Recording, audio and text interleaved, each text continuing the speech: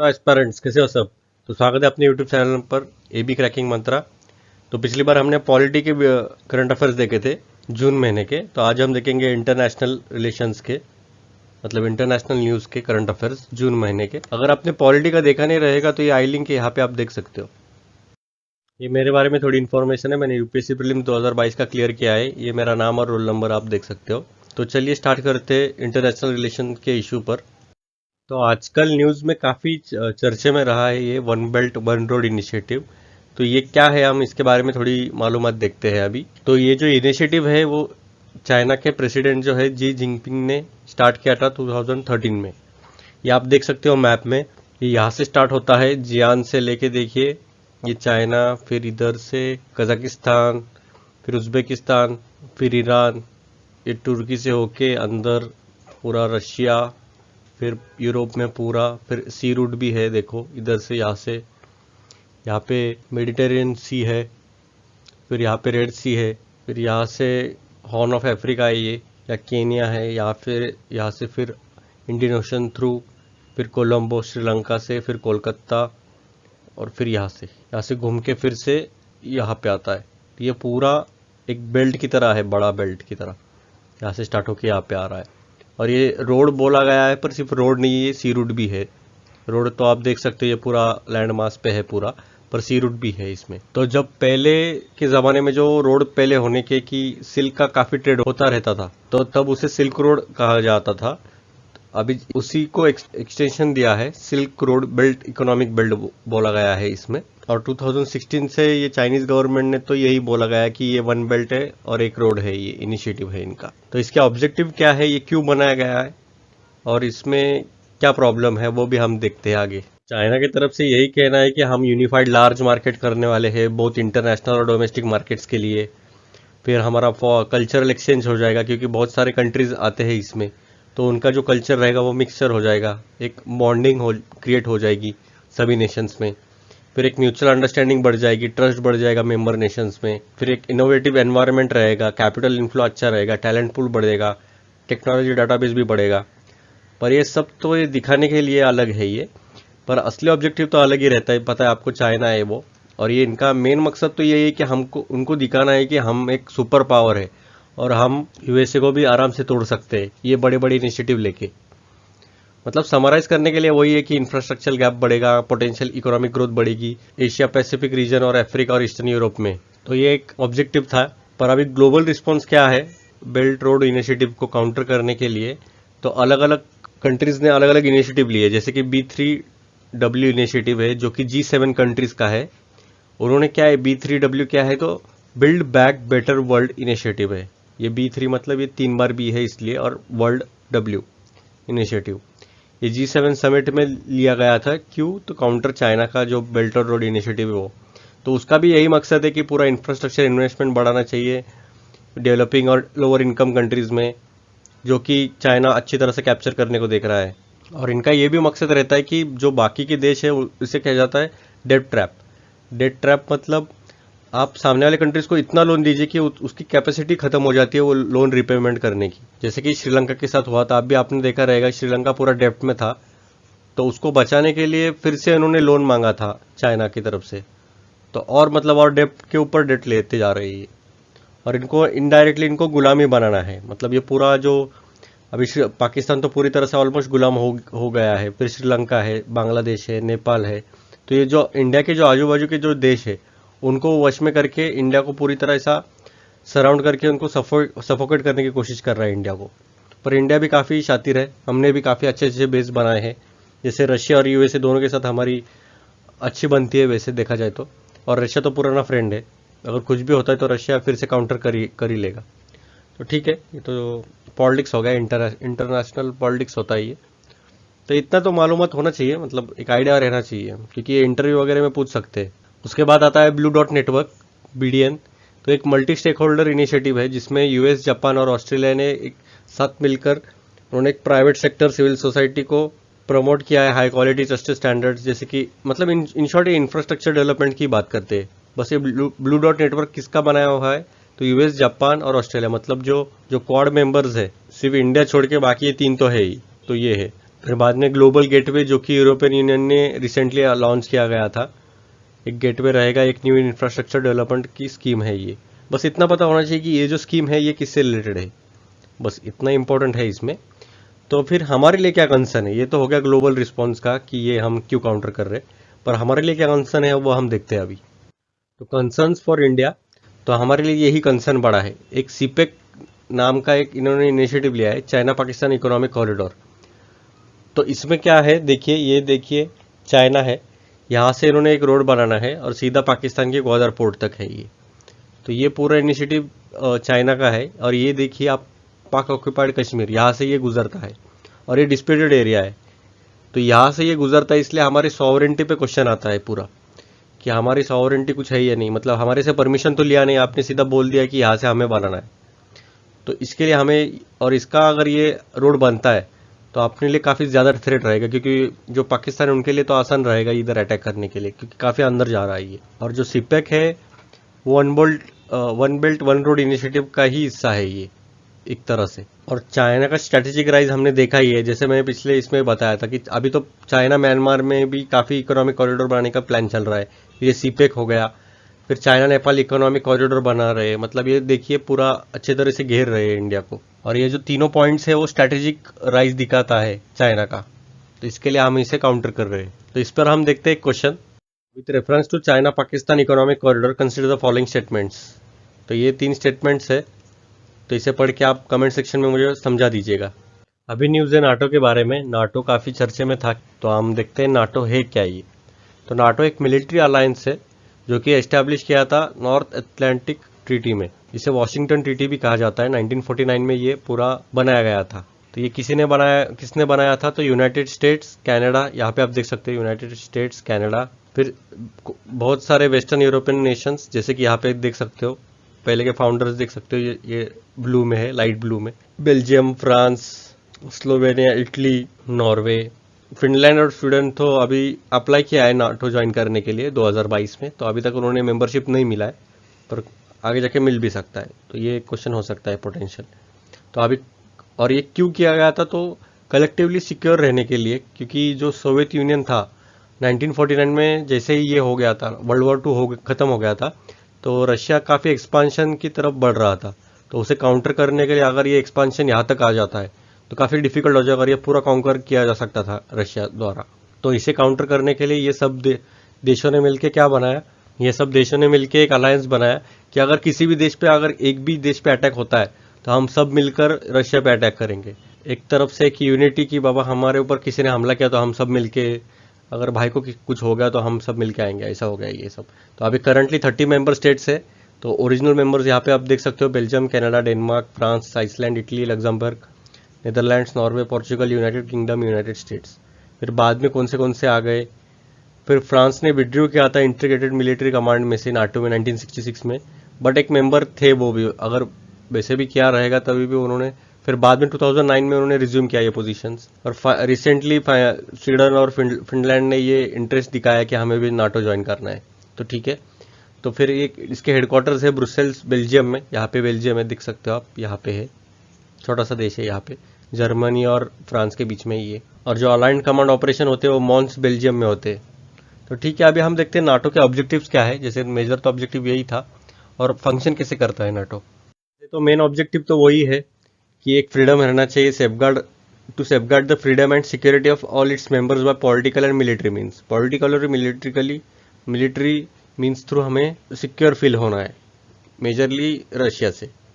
तो यही हो गया पॉलिटिकल ऑब्जेक्टिव। और फिर मिलिट्री ऑब्जेक्टिव क्या है, वही है। फिर बाद में एक आर्टिकल 5 एक क्लॉज है वॉशिंगटन ट्रीटी में, तो उसके अंडर ही यही था कि जैसे मैंने आपको बताया कि कलेक्टिव डिफेंस देंगे।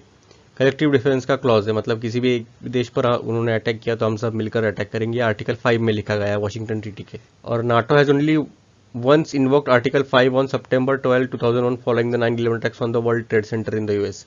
मतलब ये जो आर्टिकल था कि हमारे पर किसी ने अटैक किया तो हम सब मिलकर अटैक करेंगे, वो एक बार ही सिर्फ किया था जैसे वर्ल्ड ट्रेड सेंटर पर अटैक किया गया था ओसामा बिन लादेन ने। जो 2 प्लेन वर्ल्ड ट्रेड सेंटर में अटैक किए गए थे और पूरी बिल्डिंग नीचे गिर गई थी, तो उसके रिगार्डिंग इन्होंने अटैक किया था पूरा। तो अगर आपको क्वेश्चन आ जाता है कि नाटो कभी अप्लाई हुआ है या नहीं, इन्वोक किया गया है नहीं, तो वंस ही हो गया पूरी हिस्ट्री में अभी तक। और अभी रशिया में तो इतना कुछ दिखा नहीं, सिर्फ सैंक्शंस लगा रहे हैं बाकी कंट्रीज पर, इतना कुछ स्ट्रिक्ट मेजर देखा नहीं गया है नाटो से, क्योंकि यूक्रेन जो है वो नाटो का मेंबर तो है नहीं अभी तक। तो वो अप्लाई करने की कोशिश कर रहा था, पर इसके पहले रशिया ने इस पर अटैक कर दिया। तो अभी नाटो फंक्शन कैसे करता है, तो यही है कि इंटीग्रेटेड मिलिट्री कमांड स्ट्रक्चर रहता है, इसमें काफ़ी फ्यू फोर्सेज रहते हैं और उनके खुद के फोर्सेज रहते हैं, ये उनका पूरा नेशनल कमांड के अंदर ही रहता है पूरा। और जो बेसिक वैल्यूज़ है उसे, जैसे कि democracy, individual liberty, rule of law, ये मेंटेन रखने का उनका कंसेंसस रहता है। और NATO's protection does not extend to members, civil wars और इंटरनल कूप्स, यही इंपॉर्टेंट है देखो, क्योंकि नाटो का प्रोटेक्शन मतलब ऐसा नहीं कि तुम अंदर की लड़ाई में हम नाटो को बुलाएंगे, तो ऐसा थोड़ी रहता है। तो वही इन्होंने बताया कि इंटरनल कूप्स जो भी रहेगा, अगर अंदर के अंदर देश के अंदर, जैसे तालिबान में कुछ भी हो रहा है, तालिबान तो नहीं है वैसे, बहुत दूर हो गया, तालिबान में काफ़ी कुछ हलचल हो रही है, तो ये बोलेंगे हम पे अटैक हो रहा है तो हमें असिस्टेंट की ज़रूरत है, तो ऐसा नहीं चलता है। और नाटो को फंड किया जाता है उनके ही मेंबर्स थ्रू, और यूएस का रफली 3/4 कॉन्ट्रीब्यूशन है नाटो के बजट में, मतलब ऑलमोस्ट मेजर स्टेक होल्डर तो यूएस ही है, क्योंकि उनको ही काफ़ी डर था रशिया से, तो इसलिए उन्होंने ज़्यादा से ज़्यादा बजट रखा है। तो ठीक है, इस पर हम एक क्वेश्चन देखते, is not correct with respect to NATO, कौन सा करेक्ट नहीं है वो आपको बताना है, ये 4 ऑप्शन है, तो आप कमेंट सेक्शन में मुझे बता दीजिएगा। तो चलिए नेक्स्ट इशू की तरफ चलते। अभी 14 ब्रिक्स समिट हुई थी जून में ही, तो उसके रिगार्डिंग ये पूरी न्यूज़ थी। तो ब्रिक्स क्या होता है वो ये हम देखेंगे अभी। तो यहाँ पे आप देख सकते हो फोटो में रशिया, चाइना, इंडिया, ब्राज़ील और south Africa. South Africa last की हुई, तो लास्ट में ये ज्वाइन किया, इसलिए लास्ट में फोटो रखा है ये, और वैसे भी नीचे ही है तो वो भी अलग बात है।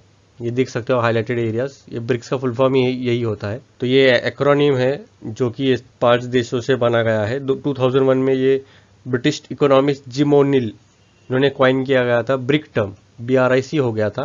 पहले 4 इमर्जिंग इकोनॉमीज जो है उन्होंने मिलकर ये बनाया था, और जो फॉर्मलाइज कब किया गया तो 2006 में। और साउथ अफ्रीका जो है वो 2010 में ज्वाइन हो गया था, इसकी वजह से इनका नाम पूरा ब्रिक्स हो गया। और शेयर कैसा है ब्रिक्स का वो देखते हैं हम। तो 5 जो लार्जेस्ट डेवलपिंग कंट्रीज है वर्ल्ड के, वो रिप्रेजेंट क्या क्या करते हैं, तो 41% जो है वो ग्लोबल पॉपुलेशन रिप्रेजेंट करते हैं। उसके बाद 24% ग्लोबल जीडीपी का, 24% ग्लोबल जीडीपी है ये, और 16% टोटल ग्लोबल ट्रेड होता है इन कंट्रीज़ में। तो इसका इतना इम्पोर्टेंस है। और चेयरमैनशिप कैसे रहती है, तो ये रोटेट होते रहते हैं annually among the members in accordance with the acronym BRICS, मतलब जैसा नाम है इनका। अभी अगर समझो ब्राज़ील का प्रेसिडेंट था कोई चेयरमैन, तो बाद में रशिया हो जाएगा, फिर इंडिया, फिर चाइना, फिर साउथ अफ्रीका, ऐसा। तो अभी फिलहाल 2021 में तो इंडिया चेयर कर रहे हैं, अपनी इंडिया है, और बाद में फिर साउथ अफ्रीका हो जाएगा। तो ठीक है, फिर अभी ब्रिक्स ने कौन से इनिशिएटिव लिए वो हम देखते हैं अभी। तो इनिशिएटिव कौन से हैं, तो पहला तो इनिशिएटिव है न्यू डेवलपमेंट बैंक। ये जो 6th ब्रिक्स समिट हो गई थी फोर्टालेजा में, ब्राज़ील में, 2014 में इसे बनाया गया था। और इसका जो हेडक्वार्टर है न्यू डेवलपमेंट बैंक का, वो शंघाई, चाइना में है। तो ये इंपॉर्टेंट है, न्यू डेवलपमेंट बैंक याद रखिएगा, ब्रिक्स से रिलेटेड है, नहीं तो कुछ भी आ सकता है इसके रिलेटेड। बाद में कंटिजेंट रिजर्व एग्रीमेंट हो गया था 2014 में, एक ट्रीटी साइन किया गया था ब्रिक्स गवर्नमेंट द्वारा। ये जो अरेंजमेंट रहेगी, इनका एम यही रहेगा, जो बैलेंस ऑफ पेमेंट प्रेशर्स रहता है, अभी जो भी तंगी आती है, समझो अपना कैसा रहता है, हमारा भी मंथ एंड के टाइम पे काफ़ी ज़्यादा तंगी आ जाती है, फिर हमें लोन वगैरह लेना पड़ता है, तो मतलब एक क्राइसिस में आ जाते हैं हम। वैसे ही कंट्री का भी वैसा ही होता है। तो उसके जैसा हमारा इंडिया 1991 में काफ़ी बैलेंस ऑफ पेमेंट क्राइसिस ही आ गए थे, हमारे लिए कुछ आई गेस 3 मंथ्स का ही राशन बचा था हमारे लिए, उतना ही बैलेंस था हमारे पास। मतलब जो फॉरेन एक्सचेंज रिजर्व रहते, जिसे फॉरेक्स रिजर्व कहा जाता है, तो सिर्फ 3 मंथ्स का ही था। तो उसे काउंटर करने के लिए हमने IMF से लिया था लोन, और उनके कुछ शर्तें थे कि हमारे LPG रिफॉर्म्स होने चाहिए, लिबरलाइजेशन, प्राइवेटाइजेशन, ग्लोबलाइजेशन। उसके वजह से हमारी इकोनॉमी पूरी अच्छी तरह से खुल गई, और काफ़ी अच्छा प्रोग्रेस देखा गया है। तो ठीक है, ये कंटिजेंट रिजर्व एग्रीमेंट है। फिर बाद में ब्रिक्स पेमेंट सिस्टम भी निकाला गया है, एक नया पेमेंट सिस्टम है, जिसका अल्टरनेटिव स्विफ्ट पेमेंट सिस्टम से है, क्योंकि अभी फिलहाल में तो जो स्विफ्ट पेमेंट सिस्टम था US और यूक्रेन और रशिया में, ये खारिज किया गया था। तो इसके लिए ब्रिक्स पेमेंट सिस्टम निकाला गया है। एक कस्टमर से एग्रीमेंट है, फिर एक रिमोट सेंसिंग सैटेलाइट भी लॉन्च करेंगे, इसमें 6 सैटेलाइट होंगे, कॉन्स्टेलेशन ऑफ सैटेलाइट्स। तो ये सब था, इनिशिएटिव थे ब्रिक्स के। तो इस पर हम प्रीवियस ईयर क्वेश्चन देखते हैं UPSC का। तो यहाँ पे देखिए, New Development Bank has been set up by APEC। अभी ये देखिए, मैंने पहले बताया था कि न्यू डेवलपमेंट किसने बनाया। तो पहला तो गलत हो गया। और हेडक्वार्टर क्या है न्यू डेवलपमेंट बैंक का? शंघाई में, यही देखा लिखा गया है। तो आंसर हो गया बी। चलिए इसका तो आंसर मैंने दिया है, फिर भी आप कमेंट सेक्शन में लिख लीजिए, क्या प्रॉब्लम नहीं है। अभी अगला क्वेश्चन देखते हैं। अभी आपको बताना है कि जो इनिशिएटिव्स है ब्रिक्स के, इसमें से कौन से है। तो आंसर, करेक्ट आंसर आपको बताना है, तो कमेंट सेक्शन में मुझे बता दीजिएगा। तो चलिए नेक्स्ट इश्यू की तरफ चलते हैं। सेती पावर प्रोजेक्ट, ये क्या है? तो एक नेपाल में प्रोजेक्ट लॉन्च किया गया है।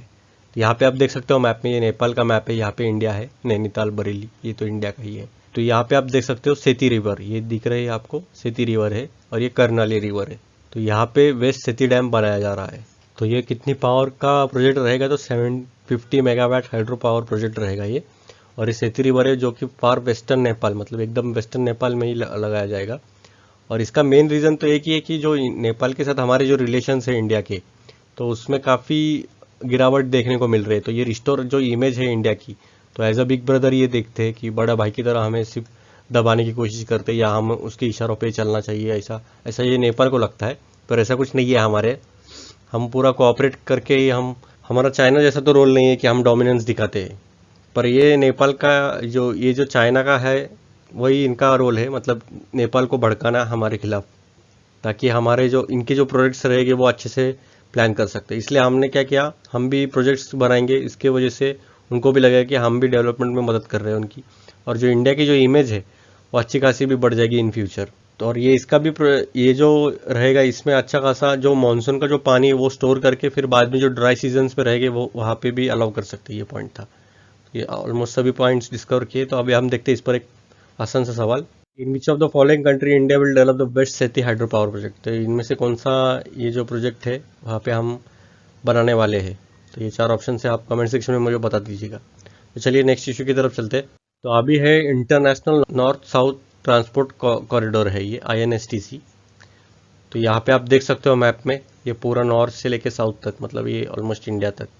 तो ये कॉरिडोर होने वाला है। ये कहाँ से जाएगा? देखिए मुंबई, फिर बंदर अब्बास ईरान में, अजरबैजान बाकू जो कि कैपिटल है, अस्त्रखान, फिर मॉस्को, सेंट पीटर्सबर्ग, फिर बाल्टिक सी, नॉर्थ सी ये एक्सटेंशन है, फिर यहाँ से स्ट्रेट है, फिर मेडिटेरियन सी, फिर रेड सी, फिर ये अरेबियन सी में मिलके फिर से मुंबई आएगा। और ये स्टैंडर्ड रूट है, ये देखिए ब्लू में जो है वो स्टैंडर्ड रूट है, यहाँ पे आप देख सकते हो ये स्टैंडर्ड रूट है यहाँ से। और ये जो नॉर्थ साउथ ट्रांसपोर्ट कॉरिडोर है, ये देख रहे हो आप रेड में, सेंट पीटर्सबर्ग से लेके मुंबई तक, ये नॉर्थ साउथ ट्रांसपोर्ट कॉरिडोर है।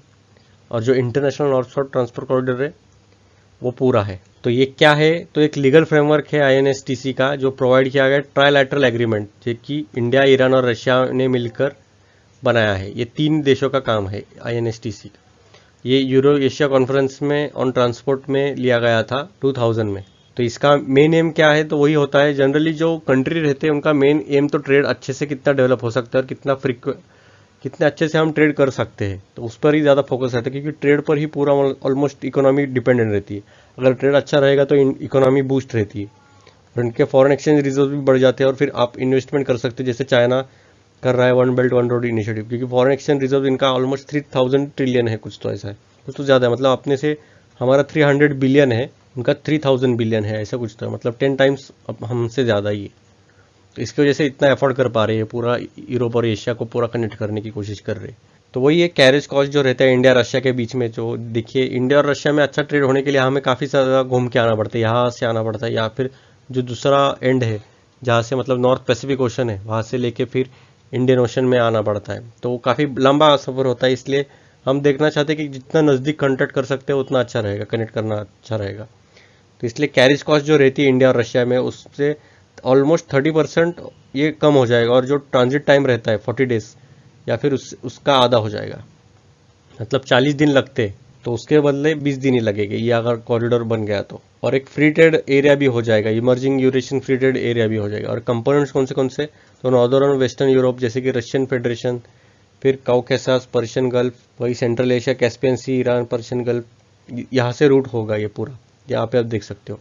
और जो कनेक्टिव और लेंथ की बात किया जाए तो 7200 किलोमीटर का ये मल्टी मॉडल ट्रांसपोर्ट कॉरिडोर रहेगा। रेल, मैरीटाइम रूट्स, ये तीनों कनेक्ट करेंगे रशिया और इंडिया को वाया सेंट्रल एशिया, यहाँ पे देख सकते हो आप, सेंट्रल एशिया थ्रू ये कनेक्ट कराया जाएगा। और ये लिंक करता है इंडियन ओशन को, जैसे मैंने बताया कैस्पियन सी है, वाया पर्शियन गल्फ, फिर रशिया और फिर नॉर्दर्न यूरोप। और ये सबसे शॉर्टेस्ट कनेक्टिविटी रूट रहेगा इंडिया और रशिया के बीच में। और अभी तक कौन से कंट्रीज़ ने रेटिफाई किया है कि बाबा हाँ हम इसके साथ सहमत है, तो 13 कंट्रीज़ है टोटल। ये Azerbaijan, Belarus, Bulgaria, Armenia, India, Iran, Kazakhstan, Kyrgyzstan, Oman, Russia, Tajikistan, तुर्की और यूक्रेन। तो अभी तो हालात चेंज हो गए रहेंगे, अभी देखते हैं आगे न्यूज़ में जैसा आएगा हम बता देंगे। तो इस पर एक क्वेश्चन देखते। Consider the following pairs which the pairs given above और बिलो, चल ठीक है बिलो लिख लो, इज और आर करेक्टली मैच्ड।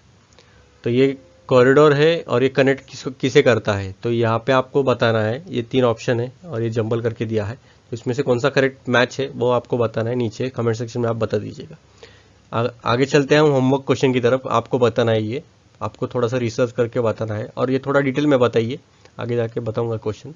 तो एक होमवर्क क्वेश्चन है, अब्राहम रिकॉर्ड जो रिसेंटली न्यूज़ में देखा गया था, तो ये रिलेटेड किसके रिलेटेड है, मतलब कौन से 2 देशों में ये बनाया गया है रिकॉर्ड। तो ये 4 ऑप्शन है, आप मुझे कमेंट सेक्शन में बता दीजिएगा। और अब्राहम रिकॉर्ड्स किससे रिलेटेड है और क्या है ये भी आप बता दीजिएगा। सिर्फ ऐसा मत लिखिए बी और ये सी आंसर है, थोड़ा एक्सप्लेनेशन भी लिख लीजिए, मतलब आपके भी जहन में रह जाएगा ये। तो इसकी पीडीएफ मैंने टेलीग्राम चैनल पे डाल दी है, ये डिस्क्रिप्शन में आप देख सकते हो। अगर आपने चैनल को सब्सक्राइब किया नहीं रहेगा तो ये सब्सक्राइब बटन है, यहाँ पे बेल आइकन आएगा, फिर इस पर ऑल क्लिक कर दीजिएगा, मतलब जो भी मेरे अगली वीडियोज आएगी वो आपको नोटिफाई कर दिया जाएगा। तो थैंक यू।